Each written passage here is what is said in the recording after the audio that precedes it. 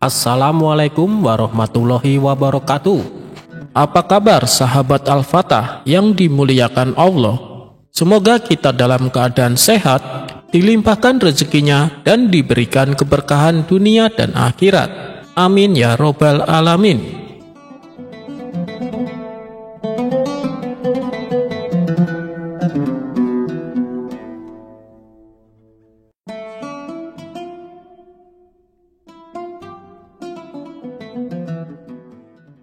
Alkisah Abu Nawas punya tetangga yang terkenal sangat pelit dan bakhil. Ia bernama Abu Jahil. Saking pelitnya tak pernah sekalipun berbagi makanan kepada kawan-kawannya. Pernah pada suatu hari, tanpa sengaja Abu Nawas memakan kue milik Abu Jahil. Melihat itu Abu Jahil mendadak emosi. Ia pun tak henti-hentinya memarahi Abu Nawas. Akibat sifatnya ini membuat dirinya dijauhi oleh kawan-kawannya. Dan yang membuat mereka gusar, setiap kali ada acara makan-makan di rumah orang lain, Abu Jahil tak pernah melewatkannya. Ia selalu datang ke acara tersebut meskipun dicemooh kawan-kawannya. Baginya yang penting bisa makan gratis sepuas-puasnya.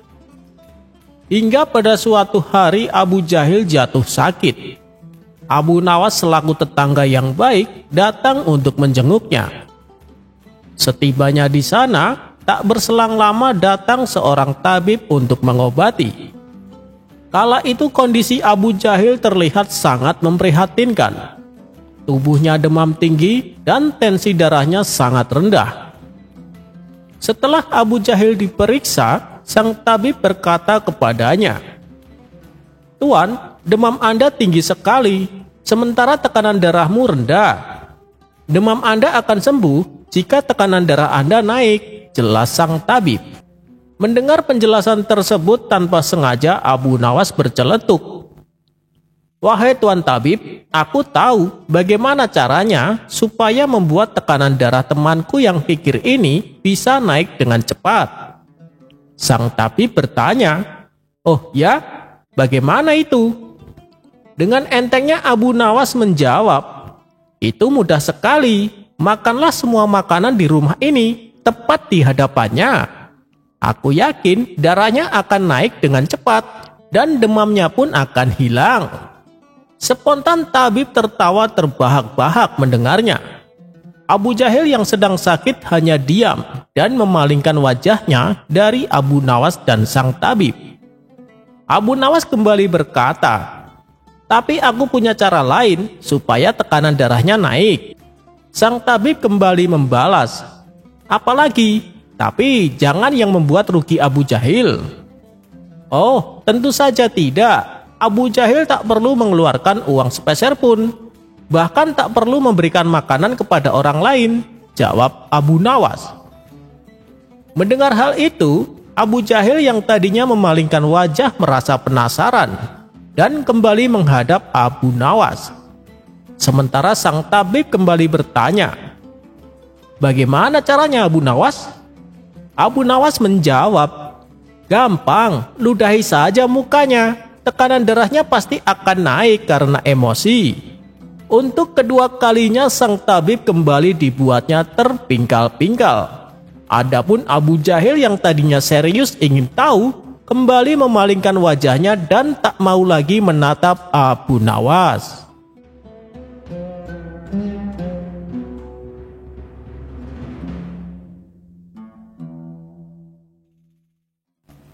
Suatu kali, ada orang asing duduk di warung tempat kawan-kawan Abu Nawas berkumpul. Dari penampilannya, orang asing tersebut merupakan saudagar kaya yang kebetulan singgah di kota Baghdad. Di sudut ruangan, tampak kawan-kawan Abu Nawas sedang berbincang sambil menikmati secangkir teh. Saudagar itu pun ikut nimbrung bersama mereka. Di tengah perbincangan, ia menawarkan hadiah bagi siapa saja yang bisa menjawab teka-tekinya. "Hadiah apa yang akan Tuan berikan?" tanya kawan-kawan Abu Nawas. Aku akan memberikan 1.000 dinar bila ada yang bisa menjawab teka-teki yang aku berikan, balas saudagar kaya. Mendengar iming-iming hadiah yang ditawarkan, banyak kawan-kawan Abu Nawas yang ingin mencoba menjawabnya. "Beritahu kami, Tuan, apa teka-tekinya?" sahut kawan-kawan Abu Nawas. "Begini, apa yang lebih berat dari gunung tapi bisa mengapung?" kata saudagar kaya memberikan teka-tekinya. "Itu pasti jawabannya awan," jawab salah satu kawan Abu Nawas. "Salah, bukan itu jawabannya," balas saudagar kaya tersebut. Setelah sekian lama berpikir, mereka tak kunjung menemukan jawabannya. "Bagaimana? Apakah kalian menyerah?" tanya saudagar kaya lagi. "Tunggu dulu, Tuan. Ada kawan kami yang bisa menjawab teka-tekimu. Biasanya sebentar lagi dia kemari. Namanya Abu Nawas," ujar mereka. "Baiklah, aku akan menunggunya," timpal saudagar kaya kembali. Tidak berapa lama kemudian, akhirnya Abu Nawas datang menghampiri mereka. "Tumben kalian terlihat serius. Ada apa ini?" tanya Abu Nawas. "Begini Abu Nawas, kami ditantang menjawab teka-teki saudagar kaya ini. Kalau bisa menjawab dengan benar, akan diberi hadiah 1.000 dinar. Tapi kami semua tidak ada yang tahu, karena teka-tekinya sangat sulit ditebak," tutur mereka. Mendengar hal itu, kemudian Abu Nawas menghampiri saudagar tersebut dan bertanya kepadanya. "Apakah aku boleh ikut menebak?" tanya Abu Nawas. "Silahkan, siapa saja boleh ikut," balas saudagar kaya itu. "Beritahu saya, apa teka-tekinya?" pinta Abu Nawas. "Apa yang lebih berat dari gunung tapi bisa mengapung?" tanya saudagar kaya. "Jawabannya adalah masa lalu," balas Abu Nawas. "Kamu benar," timpal saudagar kaya dan memberinya hadiah 1.000 dinar. Lalu ia pun pergi meninggalkan Abu Nawas dan kawan-kawannya. Sementara kawan-kawan Abu Nawas bingung dengan jawaban Abu Nawas yang dianggapnya sebagai jawaban yang tepat. "Wahai Abu Nawas, kenapa jawabannya masa lalu?" tanya mereka. Kemudian Abu Nawas menjelaskan sebab masa lalu begitu berat karena membawa semua kenangan. Tetapi ia senantiasa mengapung di pikiran kita, kata Abu Nawas memberitahu. Setelah mengetahui maksudnya, mereka pun memuji akan kecerdasan Abu Nawas.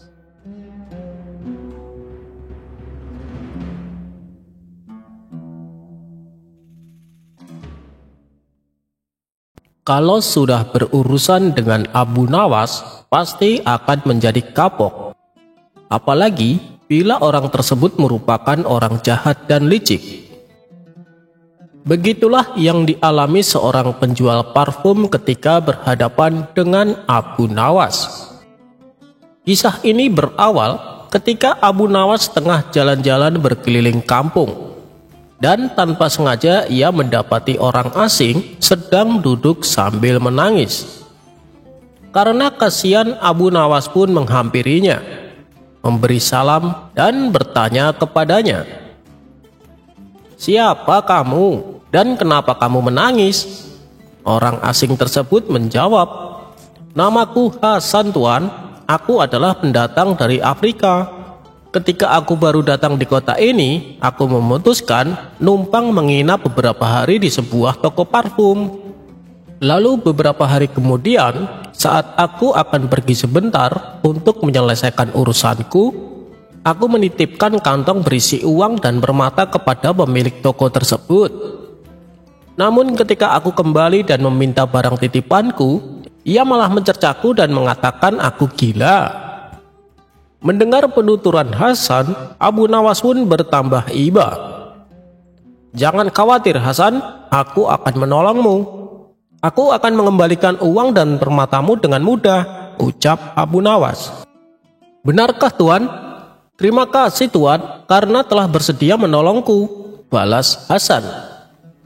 Kemudian Abu Nawas bertanya, siapa pemilik toko parfum yang dimaksud. Namanya Abu Jahil, Tuan, jawab Hasan. Dia lagi, selalu saja bikin masalah, batin Abu Nawas. Baiklah, aku punya sebuah rencana, tapi aku minta kerjasamamu. Besok aku akan mendatangi toko parfum milik Abu Jahil. Dan saat aku sudah di sana, kamu segera datang untuk minta dikembalikan seluruh uang dan permatamu. Tapi ingat, kamu harus berpura-pura tidak mengenalku dan jangan mengajak bicara denganku, tutur Abu Nawas. Hasan pun setuju dan siap untuk melaksanakan perintahnya. Maka Abu Nawas pun segera menyusun siasat. Ia memecahkan kaca menjadi kecil-kecil dan memasukkannya ke dalam tas yang terbuat dari kulit. Tas tersebut lalu dijahit dengan rapat supaya tidak mudah dibuka.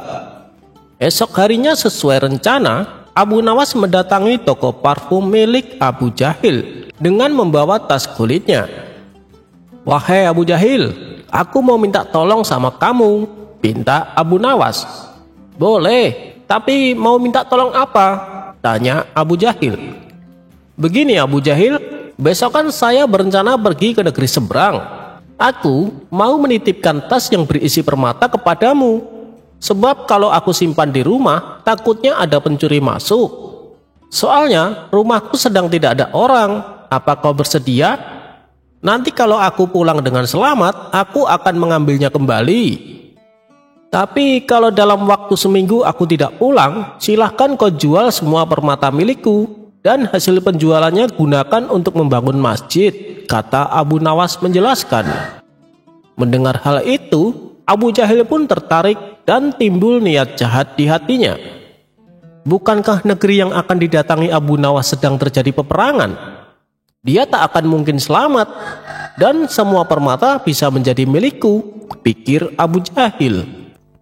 Oh, tentu saja Abu Nawas, aku kan sahabatmu, kau boleh minta tolong apa saja. Apa kau bawa permata-permata itu? Tanya Abu Jahil. Iya, aku membawa di tas ini, jawab Abu Nawas. Dan di saat Abu Nawas hendak menyerahkan tasnya, datanglah Hasan ke toko Abu Jahil. Tuan Abu Jahil, kembalikan titipan saya, pinta Hasan. Abu Jahil sempat terkejut melihat kedatangan Hasan yang tiba-tiba itu. Kurang ajar dia, datang saat Abu Nawas menitipkan permata, gerutu Abu Jahil dalam hati. Apabila Abu Jahil tidak mengembalikannya, ia takut Abu Nawas tidak akan percaya kepadanya dan tidak jadi menitipkan permata-permatanya. Lebih baik aku kembalikan uang dan permata milik Hasan supaya Abu Nawas percaya padaku. Lagian permata milik Hasan tidak sebanyak milik Abu Nawas. Abu Jahil pun mengambil titipan milik Hasan dan mengembalikannya. Setelah mendapatkan kantongnya kembali, Hasan segera berlalu meninggalkan toko Abu Jahil. Siapa dia? Sepertinya aku baru melihatnya, tanya Abu Nawas berpura-pura. Oh, dia Hasan, orang asing dari Afrika. Dia baru beberapa hari menginap di rumahku. Ia juga menitipkan uang dan permatanya kepadaku, jawab Abu Jahil. Ternyata kamu amanah Abu Jahil. Aku jadi tambah percaya padamu untuk menitipkan semua permataku, puji Abu Nawas. Aku ini suka menolong Abu Nawas, meskipun orang yang aku tolong baru aku kenal beberapa hari. Apalagi sama kamu Abu Nawas, aku kan sudah lama mengenalmu. Tentu saja aku dengan senang hati menolongmu, tutur Abu Jahil. Baiklah Abu Jahil, aku mau pergi dulu. Ini aku serahkan tasnya, kata Abu Nawas berpamitan. Abu Jahil pun menerimanya. Hati-hati di sana Abu Nawas, doaku selalu menyertaimu, balas Abu Jahil. Selepas kepergian Abu Nawas, Abu Jahil langsung membuka tasnya dengan merobek bagian atasnya. Betapa kecewanya Abu Jahil setelah mendapati isinya hanya berupa serpihan kaca. Sialan, Abu Nawas telah menipuku, gerutu Abu Jahil. Sementara Hasan yang sudah mendapatkan barangnya kembali menemui Abu Nawas untuk mengucapkan terima kasih. Sekalian berpamitan pulang ke negerinya. Dan tak lupa, Hasan juga memberikan hadiah sebagai tanda rasa terima kasih.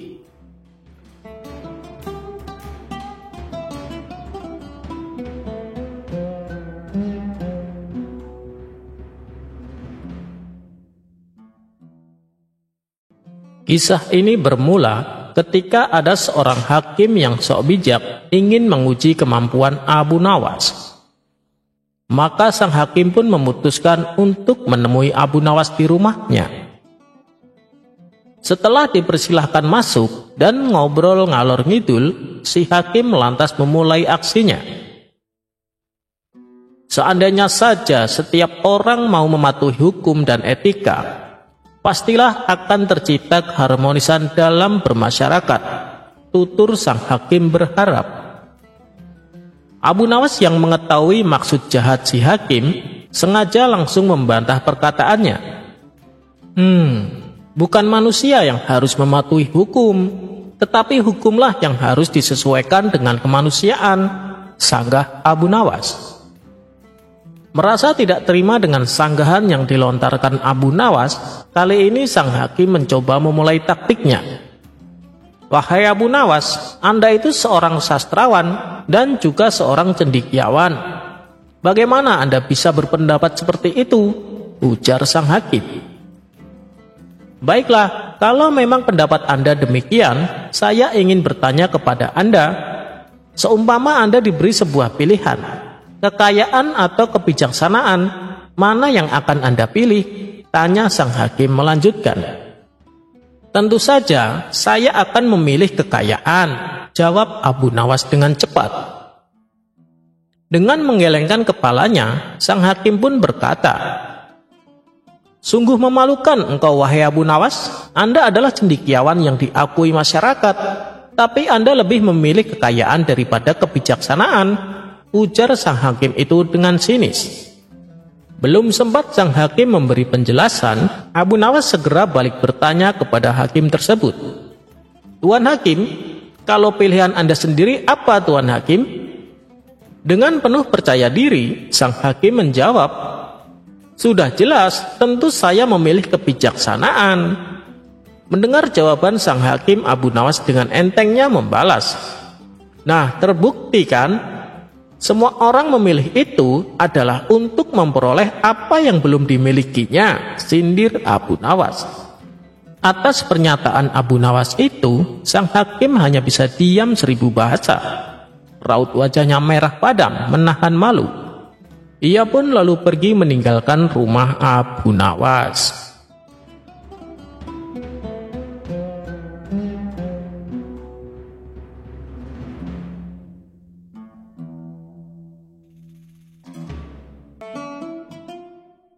Suatu hari, Abu Nawas mendengar kabar tentang keledai yang luar biasa cantik di sebuah desa terpencil.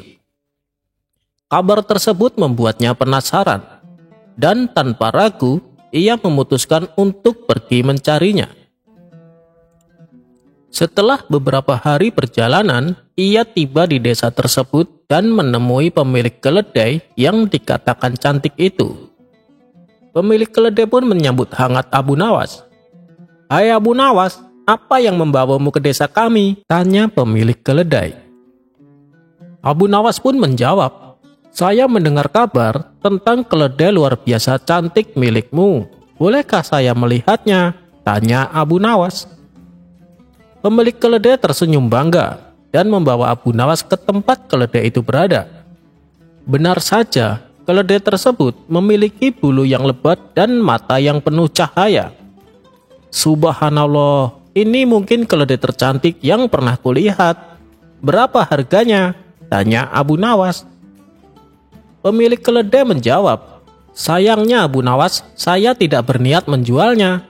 Keledai ini seperti anggota keluarga bagi kami. Abu Nawas yang terkenal dengan kecerdikannya mulai mencoba meyakinkan pemilik keledai. Tapi lihatlah, saya yakin raja akan sangat menyukai keledai ini. Bagaimana kalau saya membawanya ke istana dan menjualnya kepada raja?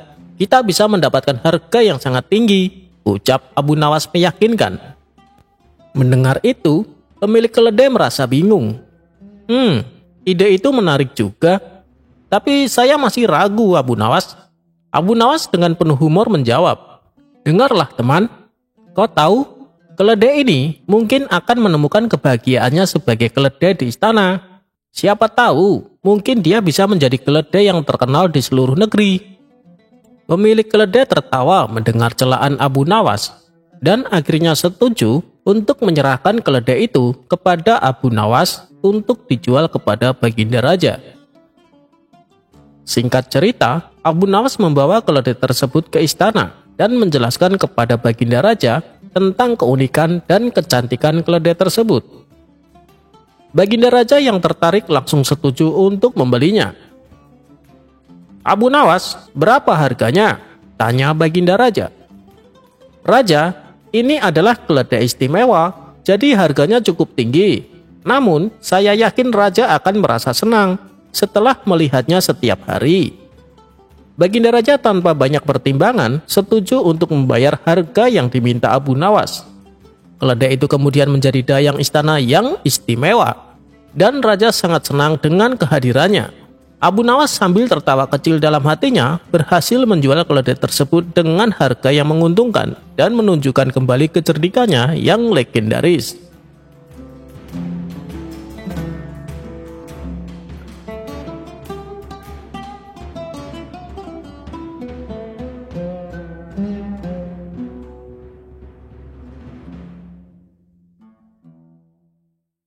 Raja yang tidak bisa tertawa. Dikisahkan, ada sebuah kerajaan yang dipimpin oleh seorang raja yang tidak bisa tertawa. Itu dikarenakan sang raja telah kehilangan putra yang amat dicintainya. Meskipun peristiwanya sudah berlangsung lama, namun sang raja masih memendam kedukaan. Khawatir dengan kondisi sang raja, kemudian pihak istana membuat sayembara. Barang siapa yang bisa membuat raja tertawa akan diberi hadiah uang yang banyak. Dalam waktu sekejap, sayembara tersebut tersebar sampai ke pelosok negeri. Masyarakat pun datang berduyun-duyun untuk mengikuti sayembara yang diadakan istana. Namun, sampai saat ini belum ada yang bisa membuat raja tertawa. Pernah ada seorang pelawak terkenal menghiburnya dengan cerita lucu. Akan tetapi sang raja hanya menatapnya tanpa ada senyum sedikit pun. Kemudian disusul pertunjukan sirkus yang mencoba menghibur sang raja. Ia melakukan akrobatik dan membuat seisi istana tertawa terpingkal-pingkal. Namun, di tengah suasana yang penuh gelak tawa, sang raja hanya terdiam dengan pandangan mata yang kosong. Sementara itu, di tempat lain, Abu Nawas yang baru saja tiba di negeri tersebut mendengar sayembara itu. Ia pun bergegas menuju istana, mencoba keberuntungannya dengan mengikuti sayembara. Sesampainya di istana, "Siapa kamu? Dari mana asalmu?" tanya sang raja. "Nama saya Abu Nawas, Tuan Raja. Saya dari negeri Baghdad," jawab Abu Nawas. "Oh, apa tujuanmu kemari?" tanya sang raja kembali. "Saya membawakan daging yang bisa membuat Tuan Raja tertawa. Silahkan Tuan makan daging ini," kata Abu Nawas. Karena penasaran, sang raja mengambil daging tersebut dan segera memakannya. Ketika ia tengah mengunyah daging, sang raja tiba-tiba tertawa sampai terpingkal-pingkal. Semua orang terkejut dan bertanya, "Wahai Paduka Raja, apa yang membuat Anda tertawa?" Baginda Raja lalu menjelaskan, "Bukan daging ini yang membuatku tertawa, tapi kelakuan Abu Nawas di depanku ini," kata sang raja terus tertawa. Sontak seisi ruangan istana ikut tertawa terpingkal-pingkal melihat ulah kocak Abu Nawas. Rupanya saat sang raja makan daging, Abu Nawas sengaja mempertontonkan celananya yang dipakainya secara terbalik. Akhirnya Abu Nawas pun berhak mendapatkan hadiah karena berhasil membuat raja tertawa.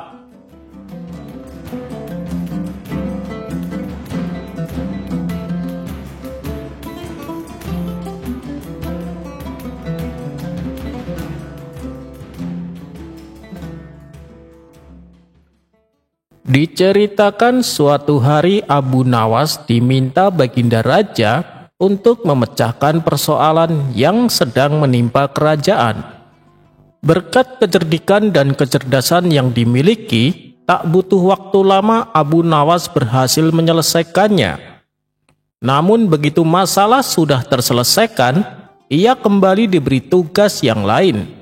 Dan begitulah seterusnya, hingga dalam waktu 1 bulan, Abu Nawas disibukkan oleh pekerjaan istana. Dan semua tugas yang ditangani berhasil diselesaikan dengan baik. Raja pun merasa puas dengan kinerja Abu Nawas. Baginda Raja lalu berkata, "Wahai Abu Nawas, aku tahu kau letih dan capek atas tugas-tugas yang aku berikan. Dan sepertinya kau butuh istirahat, Abu Nawas.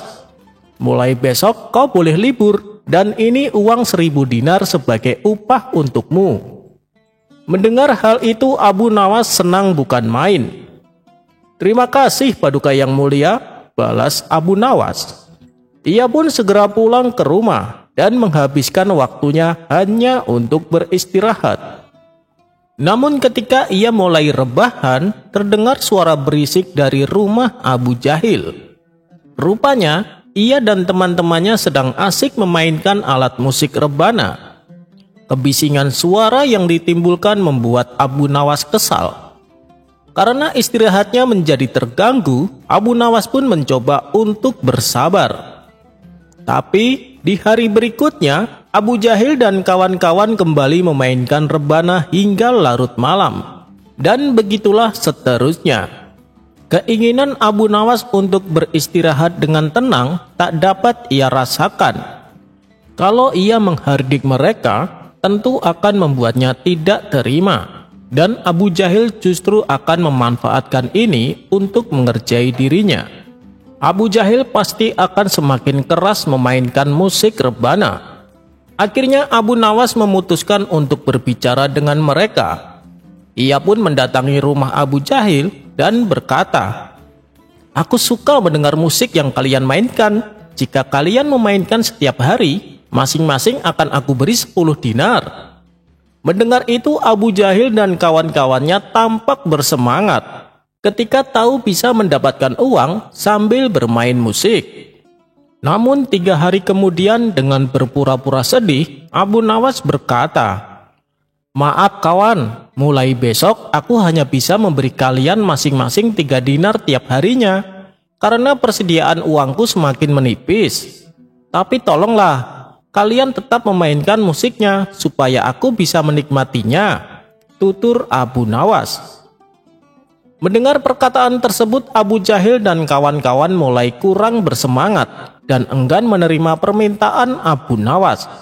Meski demikian, mereka tetap memainkan musiknya. Seminggu kemudian, Abu Nawas kembali mendatangi Abu Jahil dan kawan-kawannya. "Aku benar-benar minta maaf kawan, mulai sekarang aku hanya bisa memberi kalian masing-masing 1 dinar tiap harinya." Mendengar hal ini, mereka seketika menjadi kecewa. Selepas Abu Nawas pergi, Abu Jahil berkata kepada kawan-kawannya, "Hei kawan-kawan, mulai saat ini kita tidak usah main musik di rumahku. Kita pindah saja ke tempat lain. Enak bener Abu Nawas, hanya dengan memberi 1 dinar, tapi bisa menikmati musik yang kita mainkan." Akhirnya sejak saat itu Abu Nawas bisa beristirahat dengan tenang, tanpa ada gangguan suara bising dan berisik yang ditimbulkan oleh Abu Jahil dan kawan-kawannya.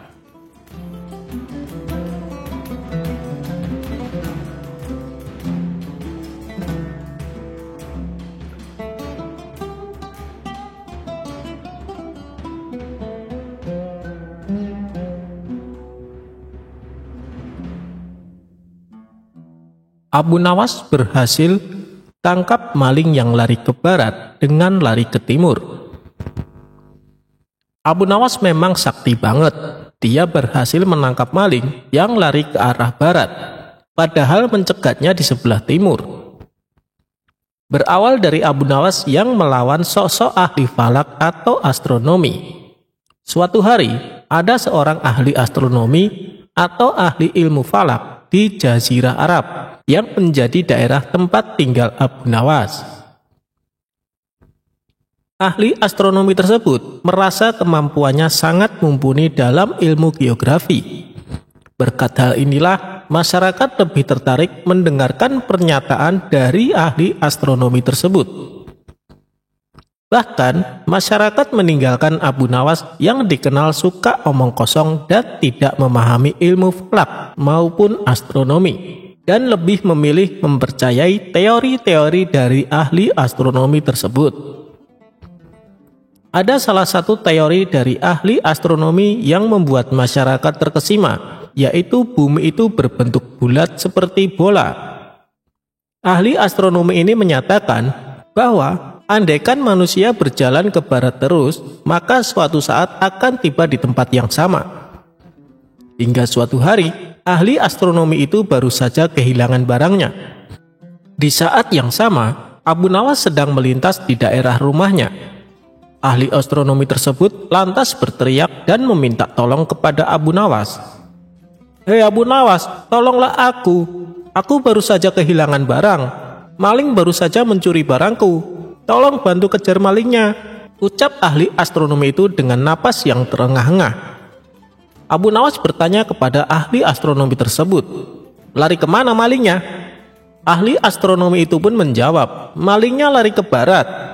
Mendengar hal itu, Abu Nawas segera lari ke arah timur. Melihat pergerakan Abu Nawas, sang ahli astronomi tersebut jengkel. "Aku kan sudah bilang kalau malingnya lari ke barat, kok kamu larinya ke timur?" tanya ahli astronomi kepada Abu Nawas. "Tenang saja, nanti juga akan ketemu kok," jawab Abu Nawas sambil terus berlari.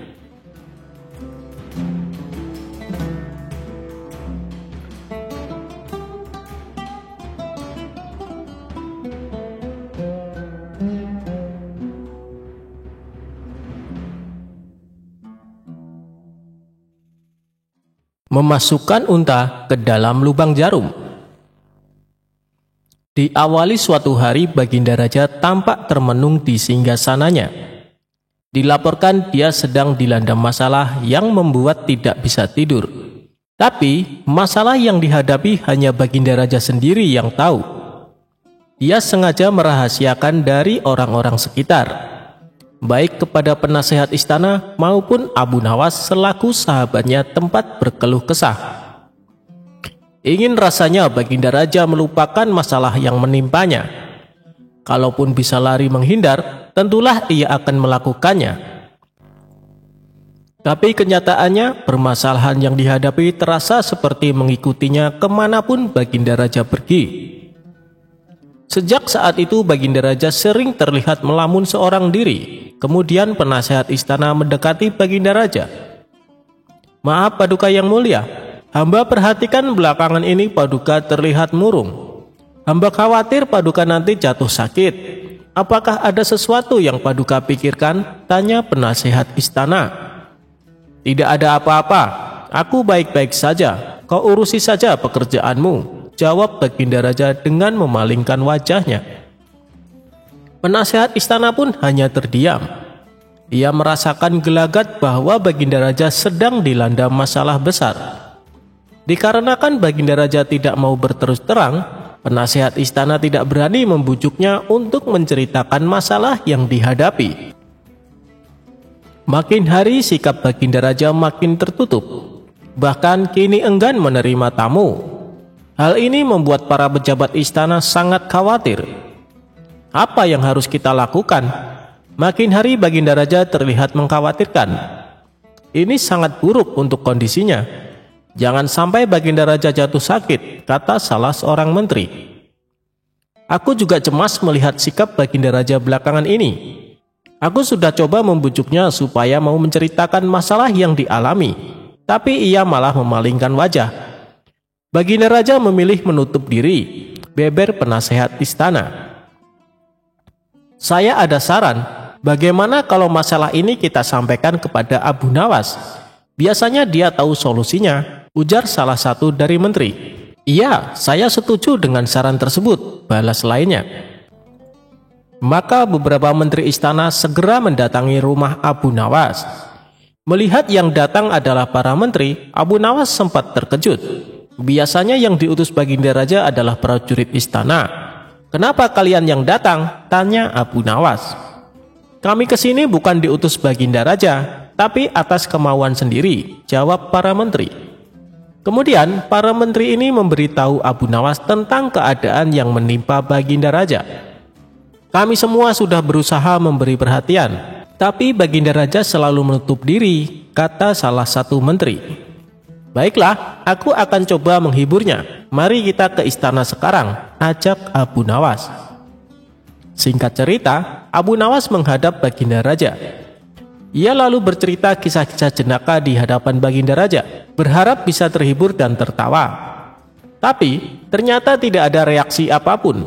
Baginda Raja hanya terdiam, malah meninggalkan Abu Nawas, lalu masuk ke kamarnya. Selepas Baginda Raja pergi, para menteri segera menghampiri Abu Nawas. "Bagaimana ini Abu Nawas? Kamu lihat sendiri kan?" ucap mereka. "Sepertinya Baginda Raja sedang mengalami masalah berat.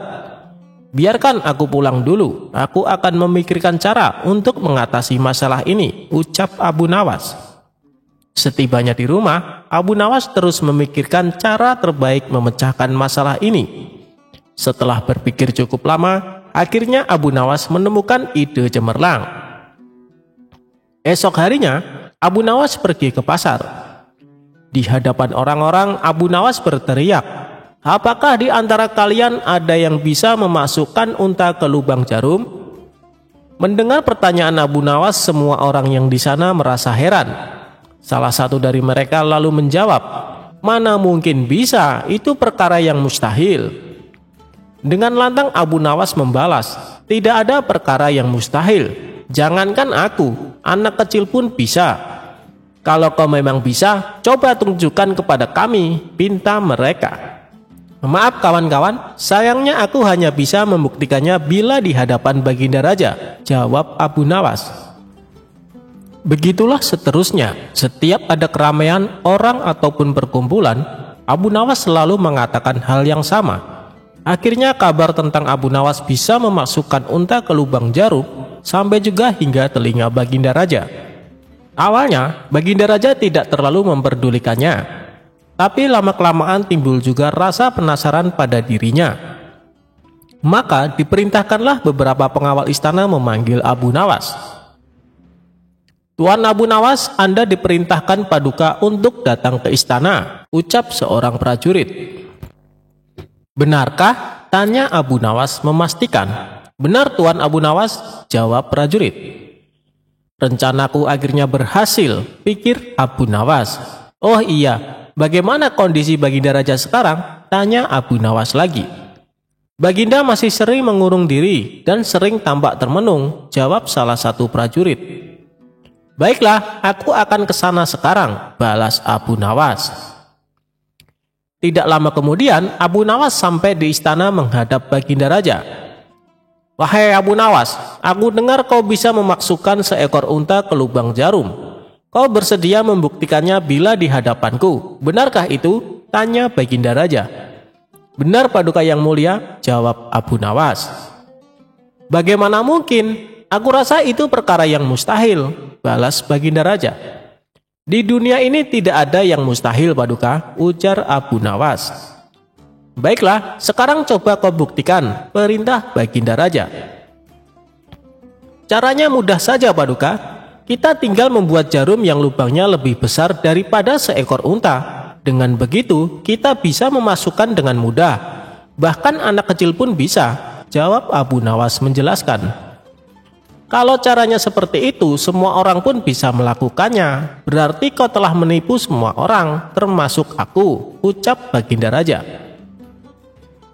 "Hamba tidak pernah menipu siapapun, dan hamba juga tidak pernah menipu Paduka. Hamba tidak pernah mengatakan bahwa jarum yang hamba maksud adalah jarum kecil," balas Abu Nawas. "Ya, itu benar. Tapi apa maksud dari pernyataanmu ini?" tanya Baginda Raja.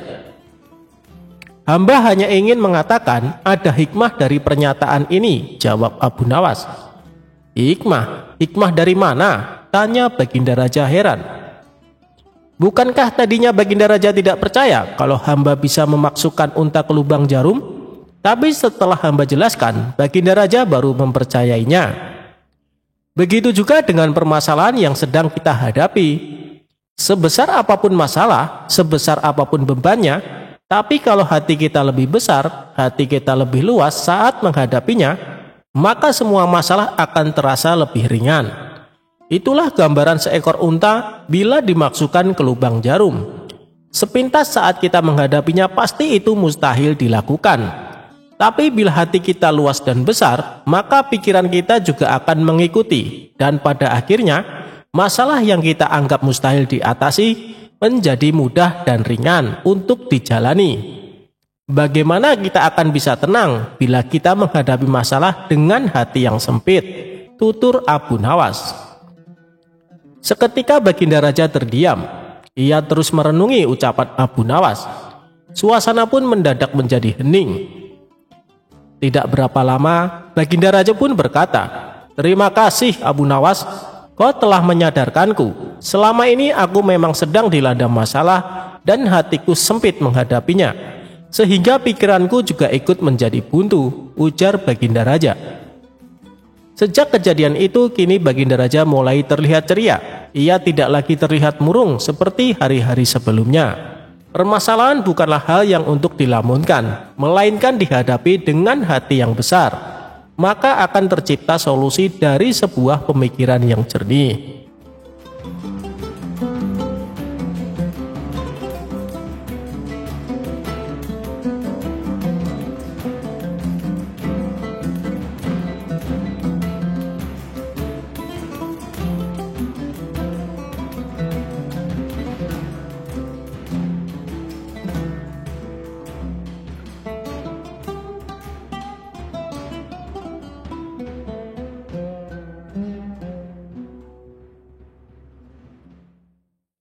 Dikisahkan ada seorang tokoh sufi yang terkenal dengan kealimannya. Ia juga disegani oleh penduduk setempat sebagai sosok ulama yang karismatik. Pada suatu ketika, dia mendengar nama seorang tokoh sufi dari Baghdad yang sering bersikap nyeleneh dan terkadang dianggapnya menyalahi syariat. Tokoh sufi tersebut bernama Abu Nawas. Meskipun demikian, Abu Nawas dianggap masyarakat sebagai tokoh sufi yang tinggi akan ilmu agamanya. Bagaimana mungkin seorang sufi yang tinggi ilmunya sering bersikap nyeleneh dan melanggar syariat? Pikir sang sufi merasa heran. Karena penasaran, ia pun berencana untuk pergi ke Baghdad menemui Abu Nawas. Maka pergilah ia ke kota Baghdad dan mencari alamat rumahnya.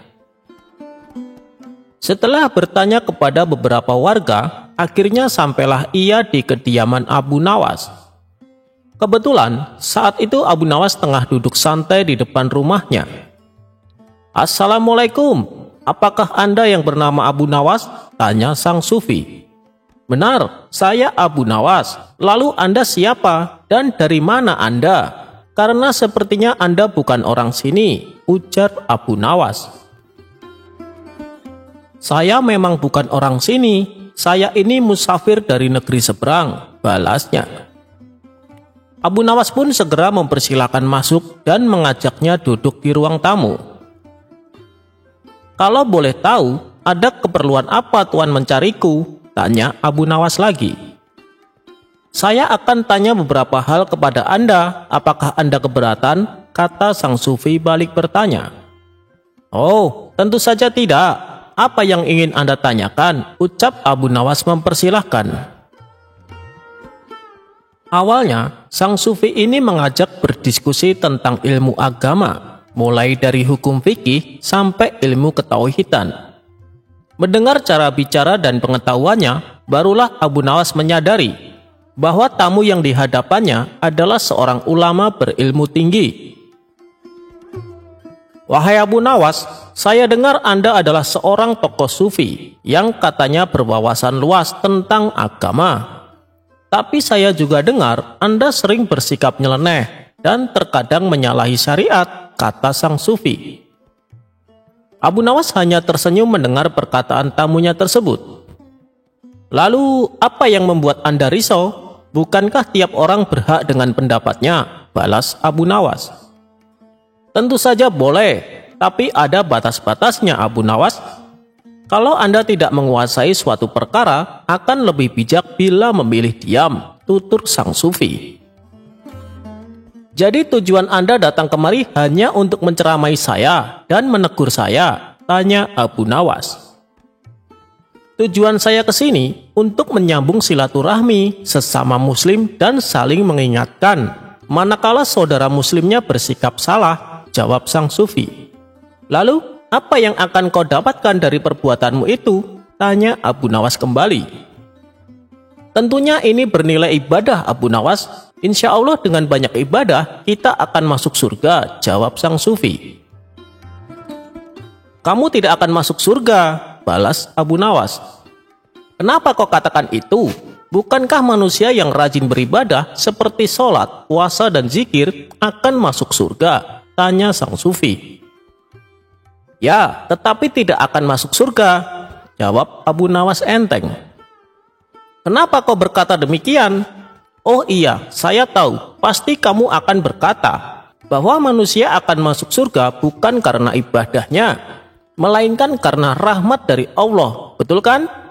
Tapi, untuk mendapatkan rahmat dari Allah, kita harus menjalankan perintahnya dan menjauhi larangannya, seperti menjalankan sholat, puasa, dan zikir, tutur sang sufi lagi. Tidak juga, itu juga belum membuatmu masuk surga, jawab Abu Nawas.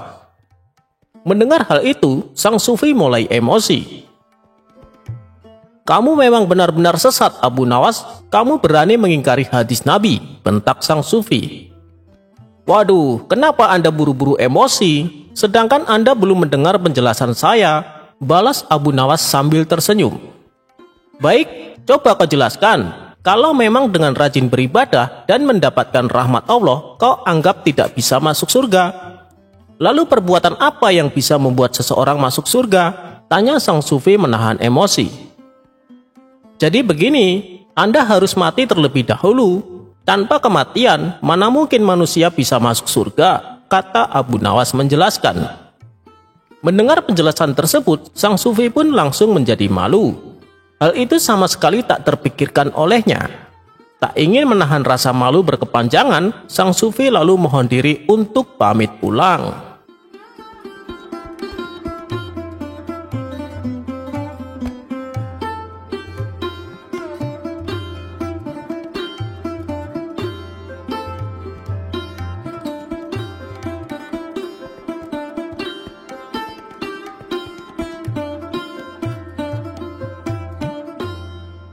Kecerdikan Abu Nawas menangkap pencuri burung.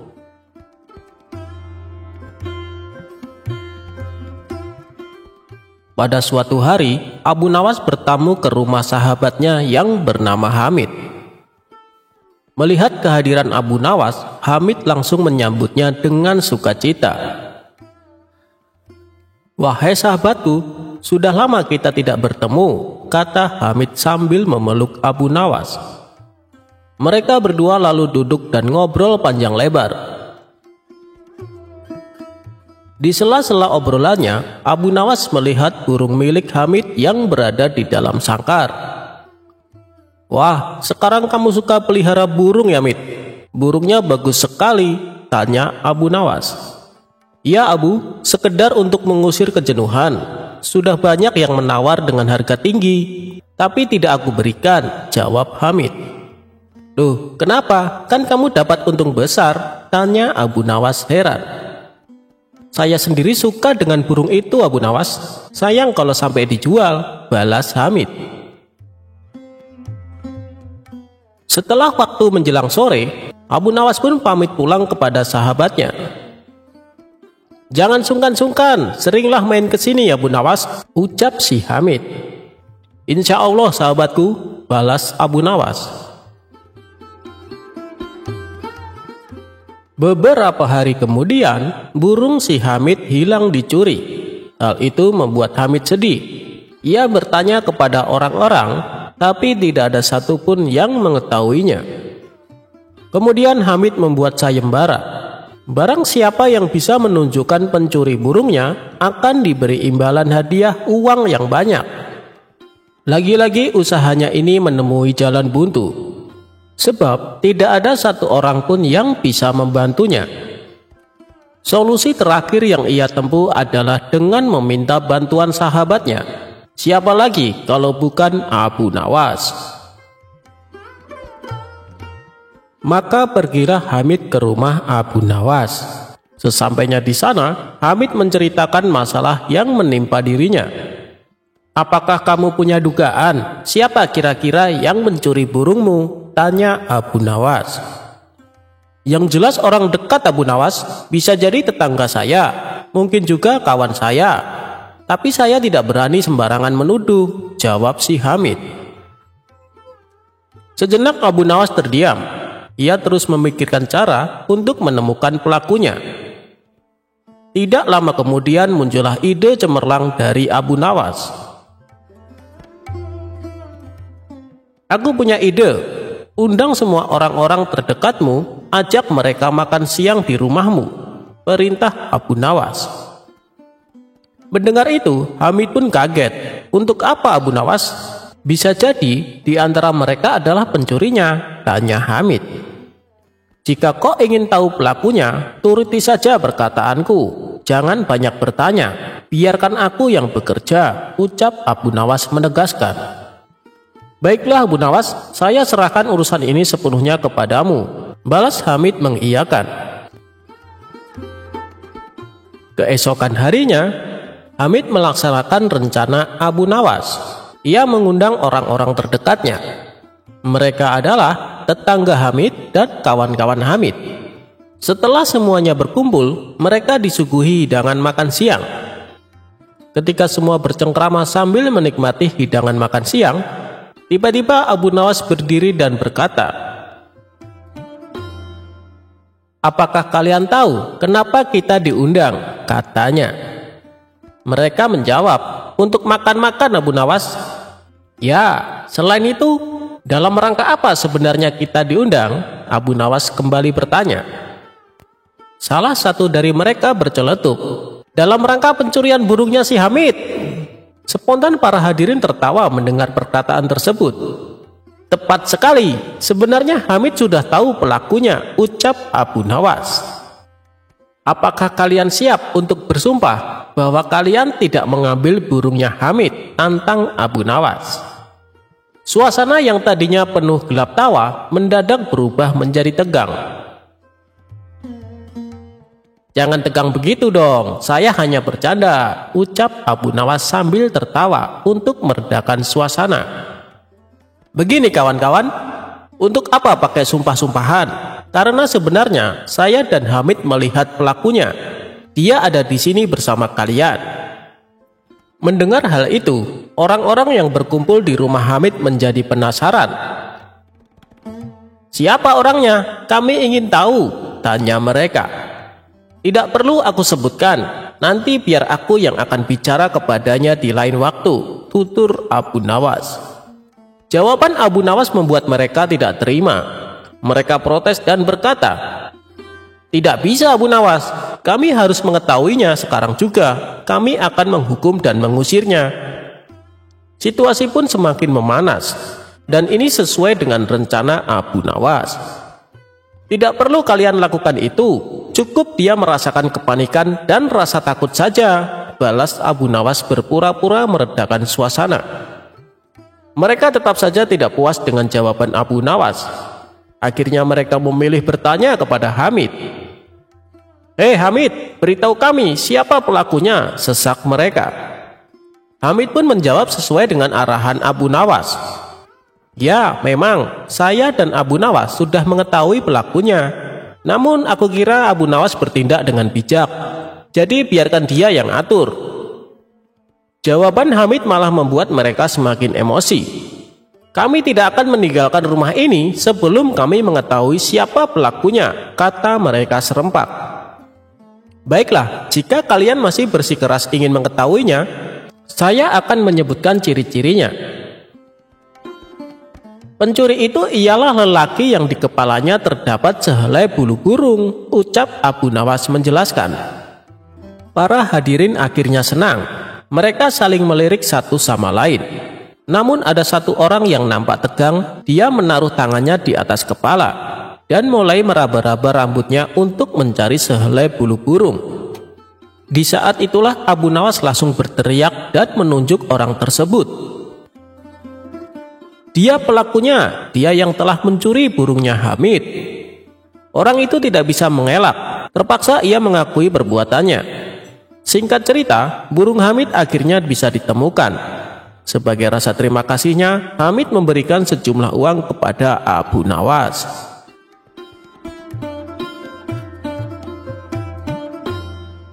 Abu Nawas mampu membutakan dan menyembuhkan mata wanita yang pengaruhi istrinya.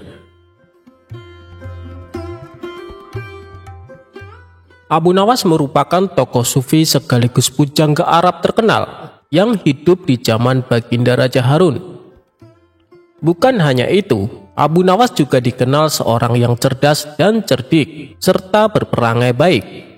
Sehingga tidak heran kalau Baginda Raja kagum padanya.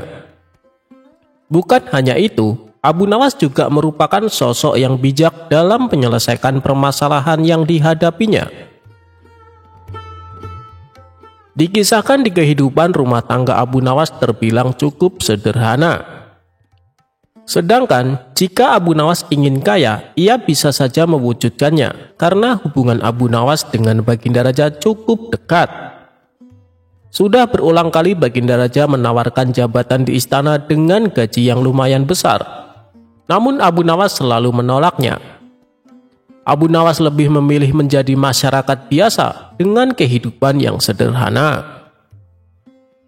Saking sederhananya, tidak ada barang mewah yang terdapat di dalam rumah Abu Nawas. Meski demikian, Abu Nawas selalu bersyukur dengan apa yang dimilikinya.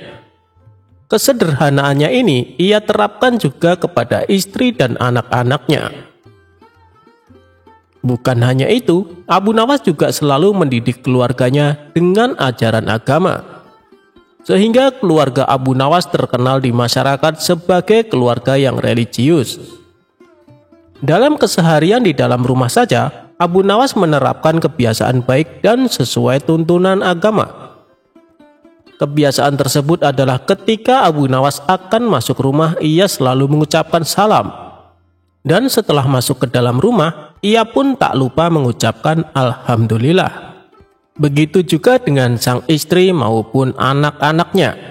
Mereka senantiasa dididik oleh Abu Nawas supaya menerapkan kebiasaan baik itu.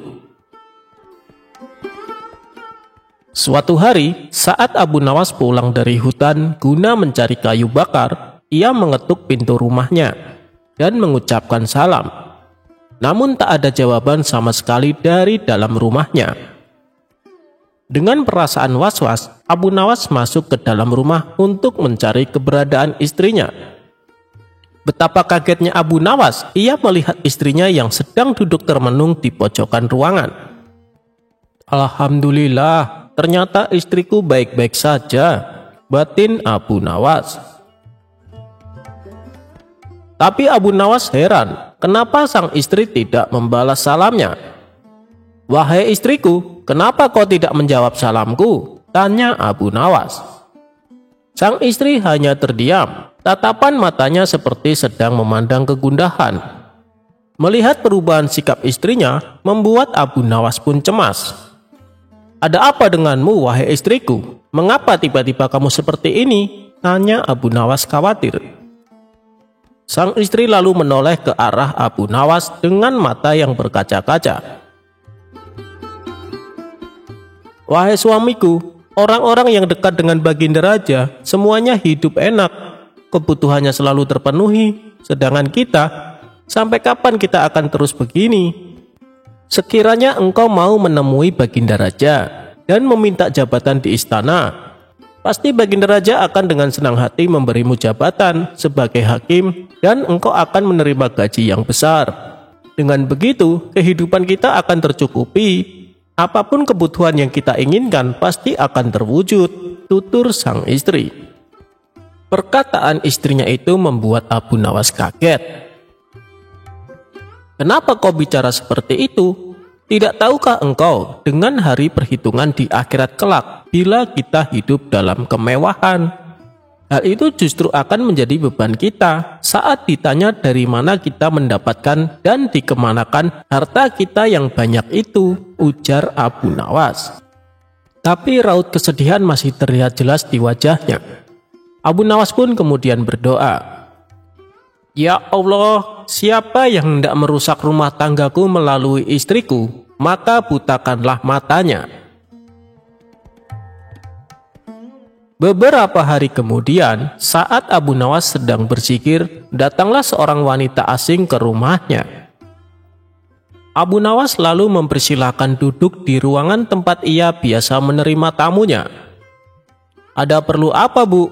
tanya Abu Nawas. "Mata saya tiba-tiba buta, Tuan. Padahal selama ini saya tidak pernah merasakan keluhan sakit pada mata saya," jawab wanita itu. Keluhan wanita tersebut mengingatkan Abu Nawas akan doanya tempo hari. "Apakah Anda sering menemui istri saya?" tanya Abu Nawas. "Iya, Tuan Abu, saat Anda tidak di rumah, saya sering menemui istri Tuan untuk mengajaknya ngobrol," jawab wanita tersebut. "Doakanlah saya, Tuan, agar saya sembuh dari kebutaan ini," pinta si wanita. "Saya akan mendoakan untuk kesembuhan matamu. Tapi setelah itu, saya minta kepadamu untuk tidak lagi mencampuri urusan rumah tanggaku. Jangan kau hasut istriku supaya hidup dalam kemewahan," tegas Abu Nawas. Si wanita itu pun kaget mendengarnya. Ia tak menyangka Abu Nawas mengetahuinya. "Maafkan saya, Tuan. Memang beberapa hari ini saya sering membujuk istri Tuan agar dia meminta kepada Tuan bersedia menjadi hakim istana," balas wanita tersebut.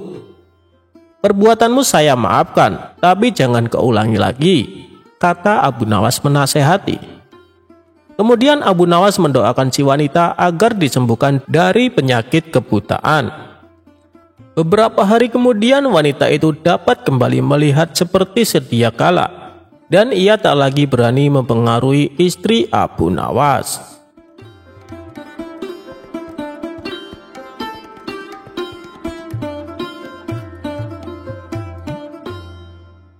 Berbagi buah dan berkah yang tak terduga.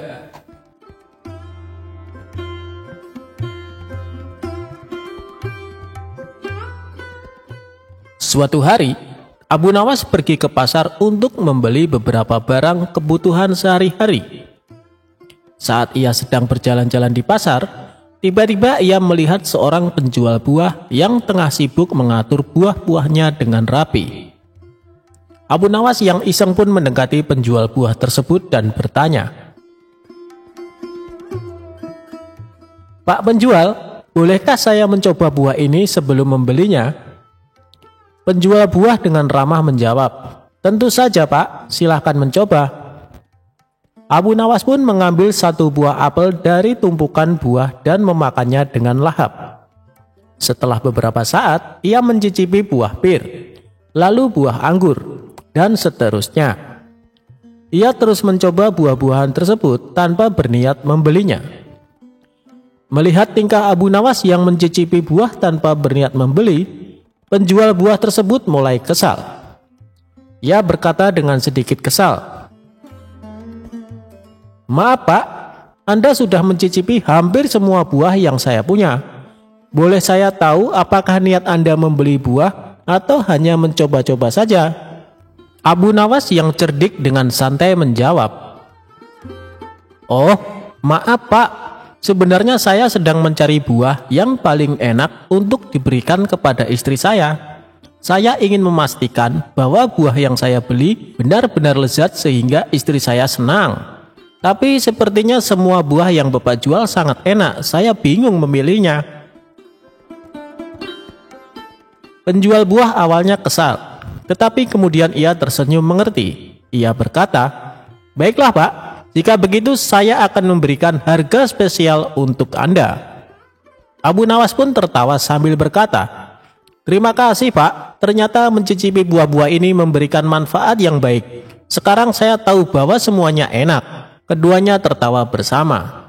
Dan akhirnya Abu Nawas membeli beberapa buah dari penjual tersebut. Ia pulang dengan senang hati, membawa buah-buah lezat untuk istri tercintanya.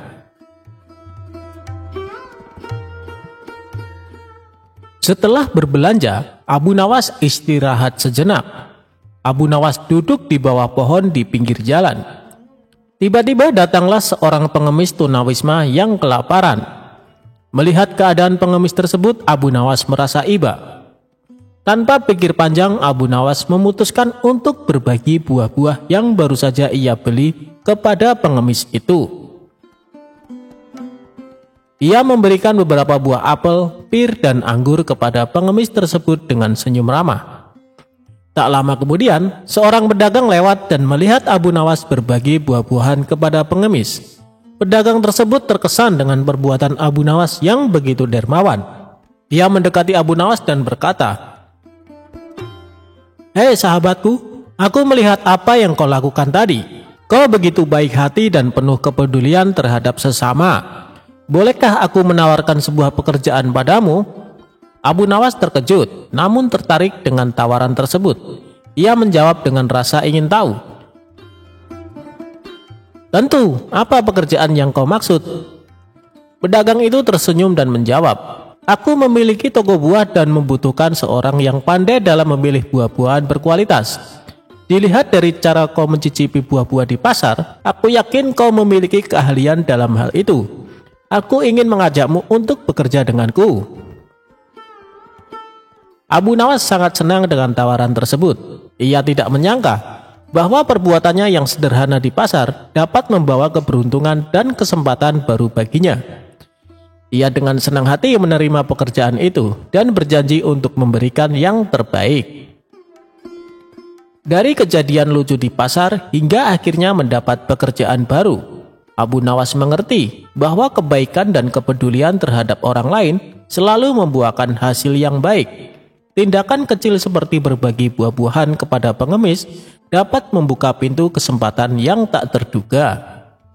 Abu Nawas pun menjalani pekerjaan barunya dengan penuh semangat dan keahlian dalam memilih buah-buahan terbaik. Ia menjadi karyawan yang dipercaya oleh pedagang dan berhasil mencapai kesuksesan dalam bidang tersebut. Cerita lucu ini mengajarkan kita tentang pentingnya kebaikan dan kepedulian terhadap orang lain. Tindakan kecil yang dilakukan dengan tulus dapat membawa dampak positif dalam hidup kita, bahkan membawa keberuntungan dan peluang baru. Ia menggunakan kejadian lucu di pasar untuk mendapatkan harga spesial dan juga memberikan kebahagiaan kepada istri dengan buah-buah yang enak.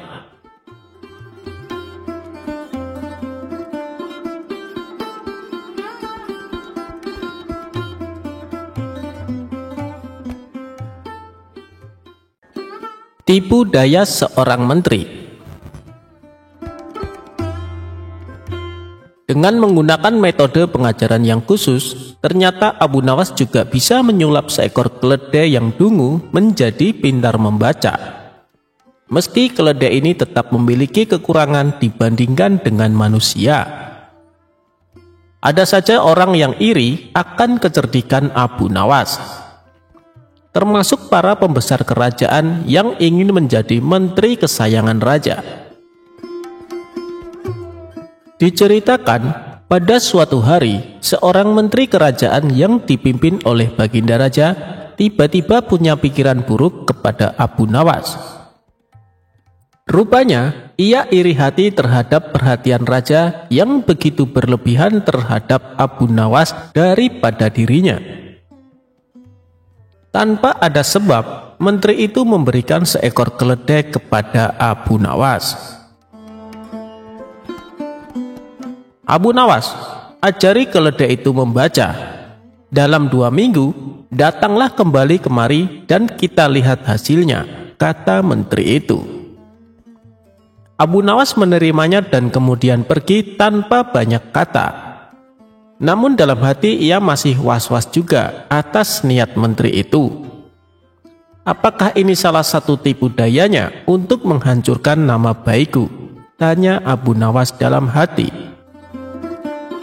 Abu Nawas berusaha tidak mempedulikannya, dan dalam 2 minggu kemudian ia kembali ke istana. Tanpa banyak bicara, menteri mengajaknya menghadap Baginda Raja.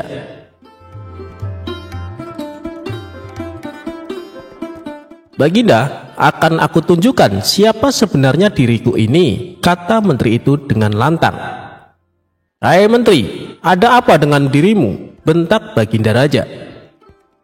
"Tenang Baginda, hari ini Baginda akan tahu kecerdasan akal saya sebenarnya mengungguli kecerdasan Abu Nawas," ucap menteri tersebut. "Apalagi yang akan dibuat oleh menteri ini?" kata Abu Nawas dalam hati. "Baiklah, jika salah satu dari kalian menang, maka ia berhak mendapatkan sekantung dinar ini. Tetapi bagi yang kalah, ia akan dihukum 3 bulan di penjara," titah sang raja.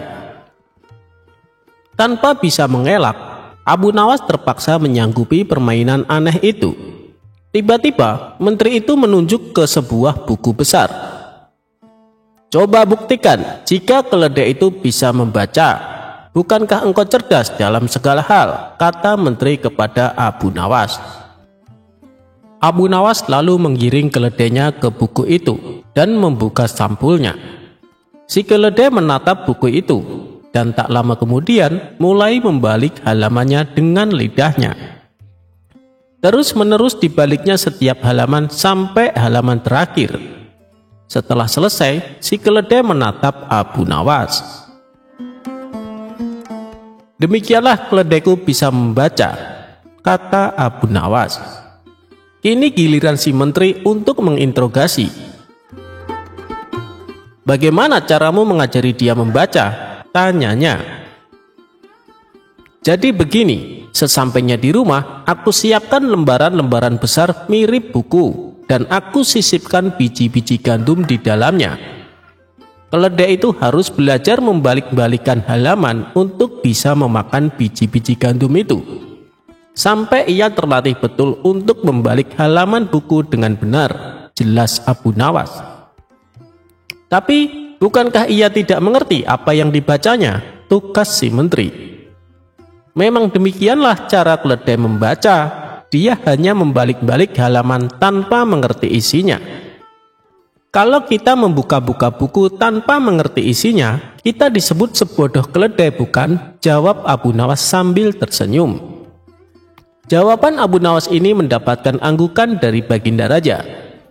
Baginda mengerti, sepintar-pintarnya hewan tidak akan sanggup menjadi sesempurna manusia. Hanya manusia bodoh saja yang tidak mau menggunakan akalnya untuk berpikir. Akhirnya Abu Nawas mendapat hadiah sekantung dinar, sedangkan menteri masuk penjara sesuai perjanjian dari awal.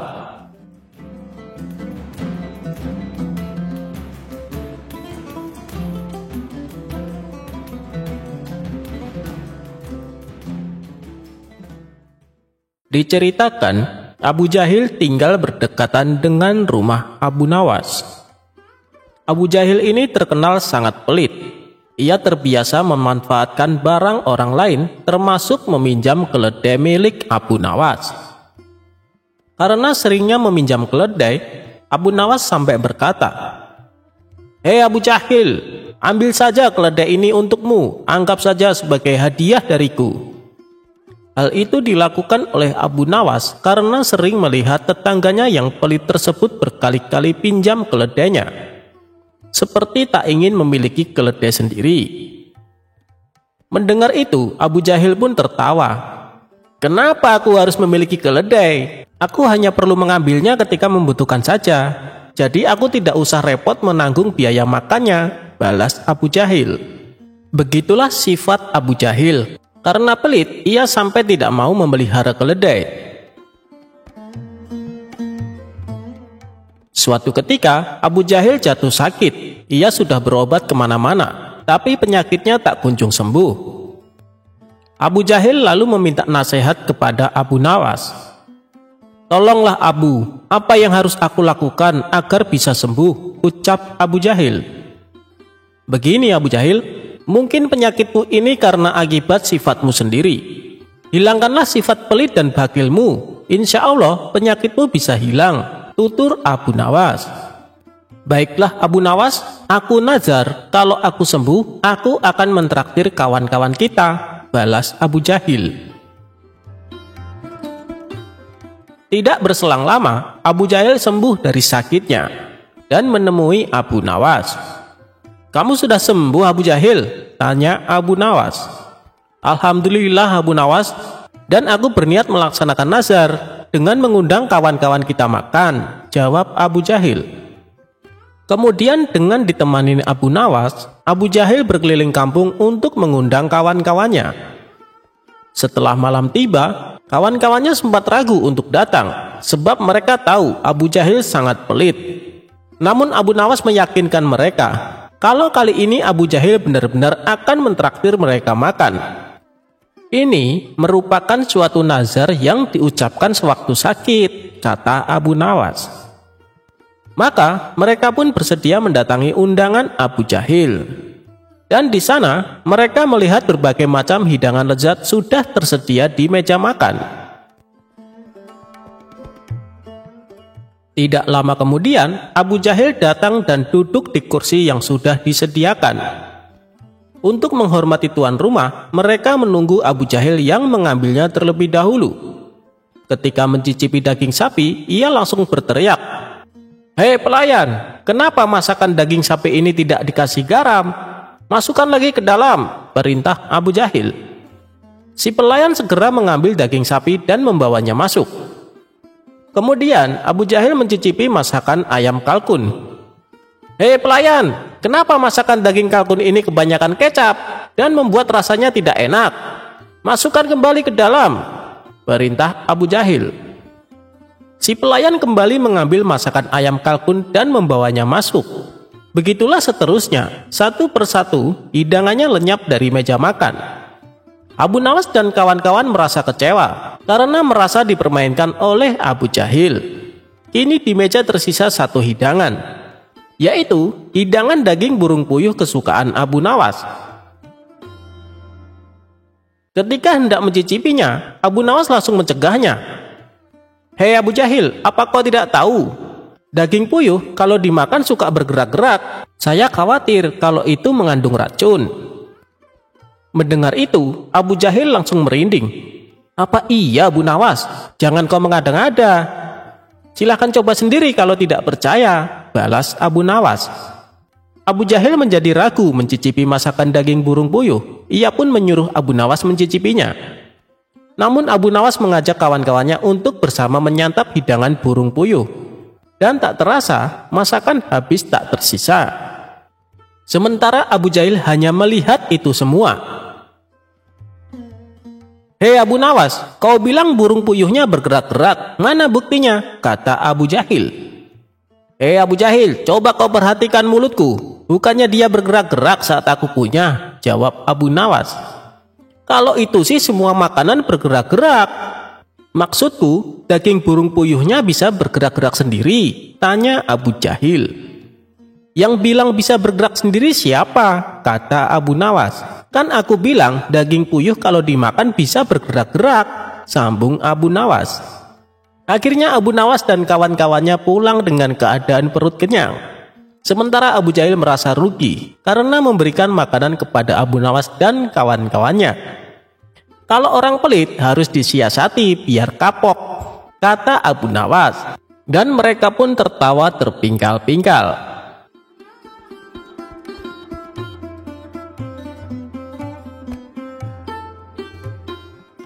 Abu Nawas bunuh diri dengan racun. Bukannya mati tapi malah kenyang.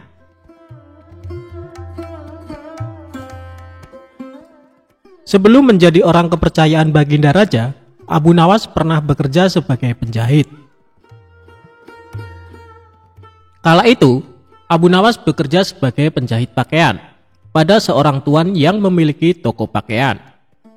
Karena sifatnya yang sangat rajin dan ulet dalam bekerja, maka Abu Nawas sangat dipercayai oleh tuan majikannya.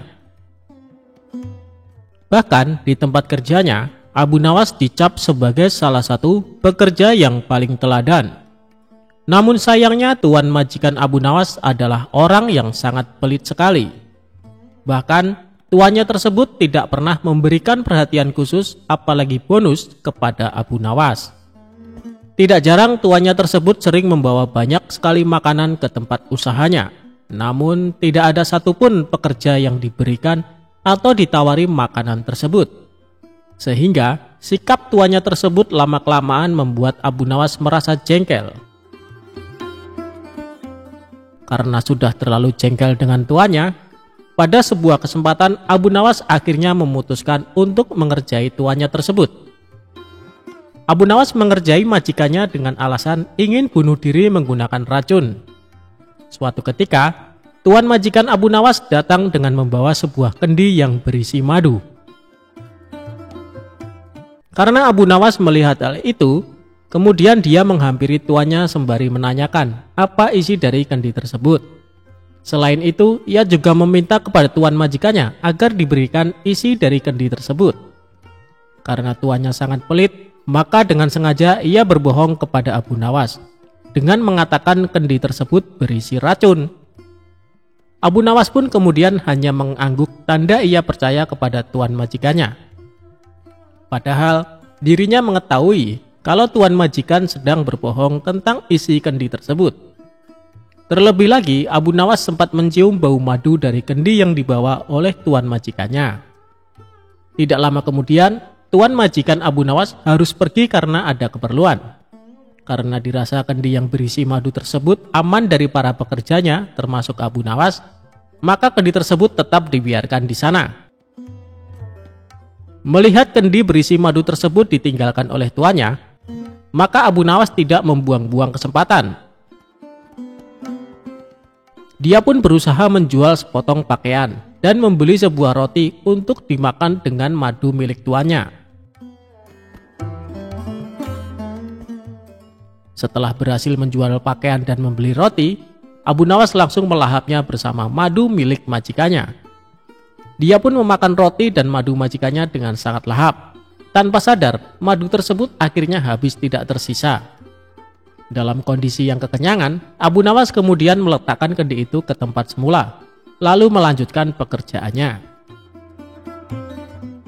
Tidak lama berselang, majikannya pun kembali dan membawa sebungkus roti yang akan dimakan bersama madunya. Kemudian, majikan Abu Nawas tersebut langsung menghampiri kendi miliknya untuk mengambil madu yang ada di dalamnya. Namun alangkah terkejutnya sang majikan setelah mengetahui kendi tersebut kosong dan tidak ada madunya. Selain itu, ia juga merasa sangat kesal karena mengetahui sepotong kainnya telah hilang tanpa adanya laporan. Kemudian tuan itu berbicara kepada dirinya sendiri dan menganggap hal ini pasti ulah dari Abu Nawas. Selanjutnya, tuan majikan tersebut langsung menghampiri Abu Nawas yang sedang sibuk menjahit pakaian sembari berkata seperti ini. Abu Nawas, apa yang sebenarnya terjadi? Mengapa isi kendi ini kosong? Dan sepotong pakaian telah hilang? Tanya tuannya kepada Abu Nawas. Maaf tuan, tadi sewaktu tuan pergi ada sekelompok pencuri datang mengambil sepotong pakaian, jawab Abu Nawas. Lantas apa yang kamu lakukan kepada pencuri itu? Tanya tuannya lagi. Aku ketakutan dan tidak bisa berbuat apa-apa, kata Abu Nawas sambil pura-pura ketakutan. Lalu, mengapa isi kendiku hilang? Apakah diminum juga oleh pencuri itu? Tanya tuan majikan kembali. Abu Nawas pun mengatakan bukan pencuri itu yang meminum isi kendi tuan majikannya. Karena yang meminum isi kendi tersebut adalah dirinya, sebab ia berniat bunuh diri dengan racun yang ada di dalam kendi tersebut. Karena takut akan dimarahi oleh tuan, maka aku putuskan untuk memilih bunuh diri saja menggunakan racun yang ada di dalam kendi tersebut. Hamba pikir hamba akan mati, tapi ajal hamba belum sampai tuan, kata Abu Nawas kepada majikannya. Mendengar perkataan jujur dan keahlian akal pikir Abu Nawas, tuannya tersebut tidak jadi marah. Selain itu, majikannya tersebut akhirnya sadar apa yang sudah terjadi, karena ulah dirinya yang sangat pelit kepada pekerjanya.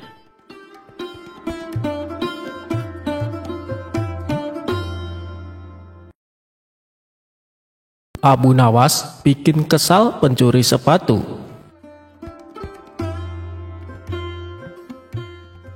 Suatu hari Abu Nawas membeli sepatu yang terbilang unik dan menarik.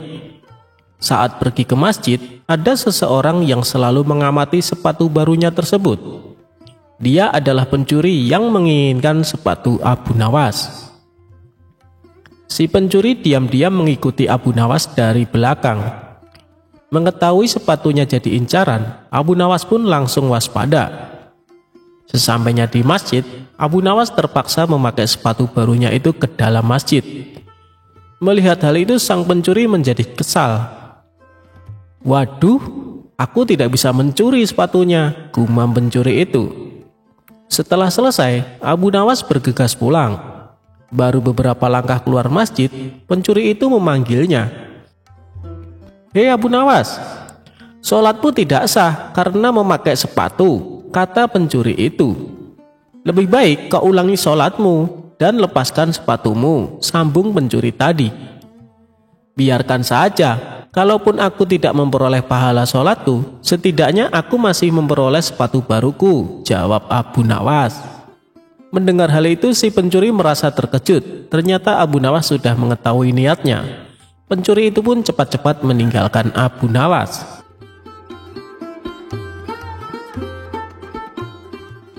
Menghitung jumlah ikan di laut dan bintang di langit. Bermula dari Baginda Raja kerap memberikan ujian serta pertanyaan kepada Abu Nawas. Sosok humoris itu seringkali menjadi labuhan akhir ketika pertanyaan-pertanyaan Baginda Raja tidak bisa dijawab orang-orang istana. Ketika itu Baginda Raja melontarkan pertanyaan terkait jumlah bintang di langit dan ikan di lautan kepada Abu Nawas. "Hei Abu Nawas, manakah yang lebih banyak jumlahnya? Bintang-bintang di langit ataukah ikan-ikan di lautan?" "Ikan-ikan di laut," jawab Abu Nawas dengan tangkas.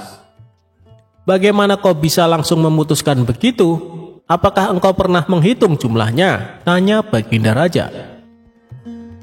Abu Nawas menerangkan, "Paduka yang mulia, ikan-ikan di laut setiap hari ditangkapi dalam jumlah besar oleh warga dunia, tetapi jumlah mereka tetap banyak, seolah-olah tidak pernah berkurang." "Lalu dengan bintang-bintang di langit?" tanya Baginda Raja penasaran. "Jumlah mereka juga banyak, tapi bintang-bintang di langit tidak pernah ditangkapi dan tidak pernah diambili. Makanya jumlah mereka tidak pernah berkurang," pungkas Abu Nawas dengan yakin.